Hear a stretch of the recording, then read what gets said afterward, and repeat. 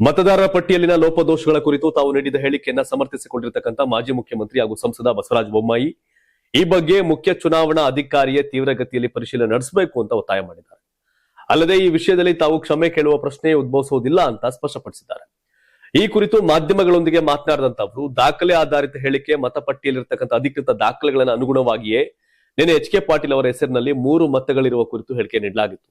ಒಂದೇ ಕ್ಷೇತ್ರದಲ್ಲಿ ಒಂದೇ ಊರಿನಲ್ಲಿ ಪಕ್ಕದ ಊರಿನಲ್ಲಿ ವ್ಯಕ್ತಿ ಹೆಸರು ಮತ್ತು ತಂದೆ ಹೆಸರು ಒಂದೇ ತರ ಇರೋದ್ರಿಂದ ಪಕ್ಷದ ಮುಖಂಡರು ಸಂಶಯ ವ್ಯಕ್ತಪಡಿಸಿದ್ದಾರೆ. ಆ ಮಾಹಿತಿ ಆಧಾರದ ಮೇಲೆ ಈ ವಿಷಯವನ್ನ ಪ್ರಸ್ತಾಪಿಸಲಾಗಿತ್ತು ಅಂತ ತಿಳಿಸಿದ್ದಾರೆ.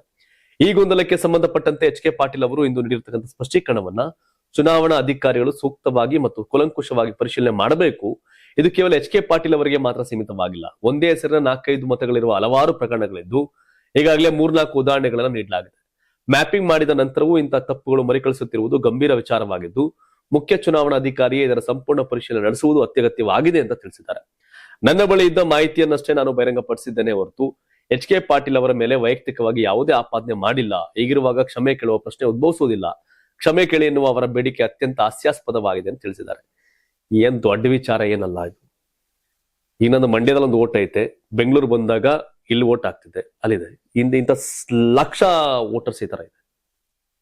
ಸೀರಿಯಸ್ ಇದು ತೆಗಿಬೇಕು. ಅದು ಸೀರಿಯಸ್ ಪ್ರಕ್ರಿಯೆ ನಡೀತಾ ಇದೆ. ಅದಾಗುತ್ತೆ. ಇದು ಆದ್ರೆ ಒಂದೇ ಲಿಸ್ಟ್ ಅಲ್ಲೇ 2 ಬಂದ್ರೆ ಅದು ಅಧಿಕಾರಿಗಳ ಮಿಸ್ಟೇಕ್. ಇಷ್ಟು ವರ್ಷ ಏನ್ ಮಾಡ್ತಾರೆ ಅವರೆಲ್ಲ.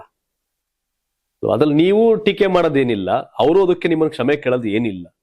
ಮ್ಯಾಟ್ರೇ ಅಲ್ಲ ಅದು.